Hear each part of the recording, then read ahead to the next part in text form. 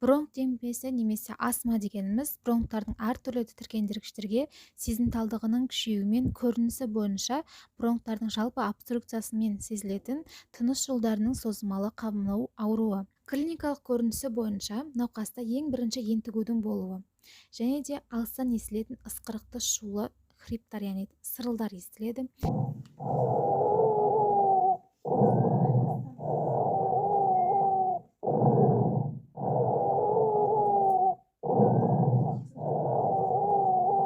Және де науқастың тыныс алуы қиындап, өзін мазасызданып, жайсыз сезіне бастайды, және де ұстамалы жөтел болады, және де қақырық, бірақ ол өте аз мөлшерде шығады. Ол қақырықтың түрі стекловидный, яғни шыны тәріздес, стекло сияқты болады, яғни мөлдір түсті болады.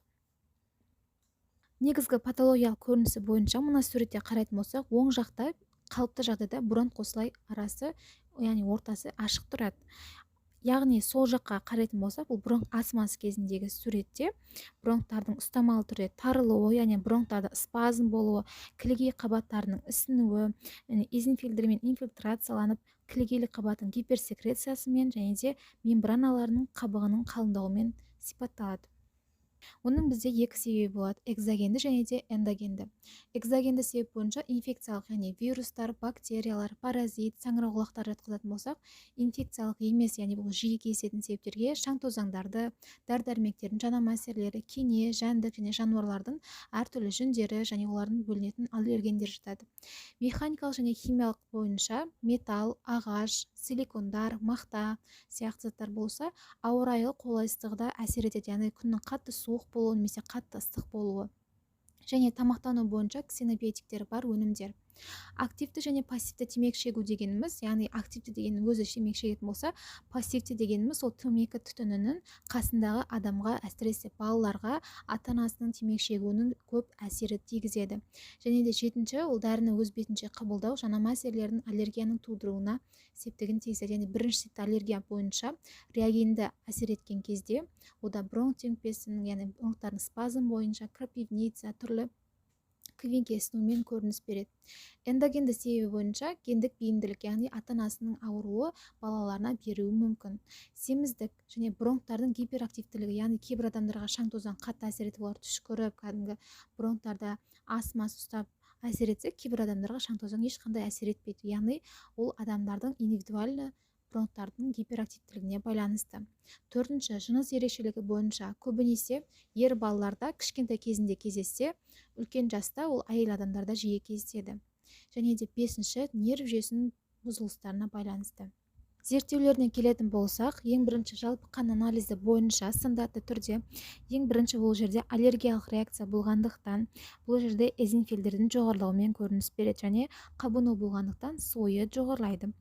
Жалпы зар анализінде қатты өзгерістер болмайды, бірақ ол стандартты деңгейде анықтауымыз керек. Биохимиялық анализдерде СРБ, яғни с-реактивті белоктың жоғарылауымен қабыну болғандықтан, микрореакция және жалпы қақырықтың анализін жүргізген кезде біз триадан байқаймыз, яғни бұл бронхиальный астмаға тән нәрсе. Куршман шиыршықтары, Шарк-Лейден кристалдары және эзофилдерді көреміз. Және де рентгеннің кеуде қуысының рентгенографиясы, сыртқы тыныс алу жолдарының функцияларын зерттеу бойынша пикфлометрия және спирография әдісін жүргіземіз. Және ең басты зерттеу анализдерінің бірі, яғни бронхиальный астмаға тән маркер ретінде айтсақ болады, аллергиялық эзофилді катионы белок ЭЦП-ны тапсырамыз. Сосын иммунологиялық зерттеулер бойынша бұл жерде иммуноглобулин Е деген аллергияға тән барлық аллергиялық анализдерде көрініс беретін иммуноглобулин Е-нің жоғарылауын байқаймыз. Еміне келетін болсақ, медикаментозы емес емдер бойынша шаң тозаңдардан, аллергиясы бар тамақтардан барынша өзін аулақ ұстау керек, және темекі шегетін болса, темекіден бас тарту және балалардың қасынан темекі шекпеу деген сияқты, егер балаларда оған деген аллергиясы болатын болса. Және де дәрі-дәрмектер бойынша тез арада көмек көрсеткен кезде біз салбутамол және де фенотерол, түрлі ингаляциялық глюкокортикостероидтарды қолданамыз. Ең бірінші стадиясына байланысты біз салбутамолды береміз.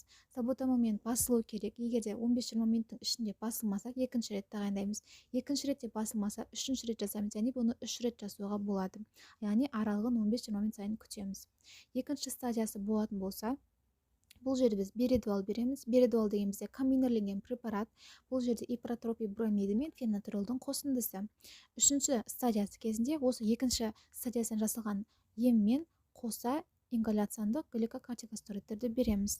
Төртінші кезінде дәл осылай, бірақ ингалокортикостероидтердің дозасын көбейтеміз. Неотложка кезінде ересектерде біз преднизолонды береміз. Преднизолон 90-нан бастап беру керек, яғни кейде 120-150-ге дейін беруге болады.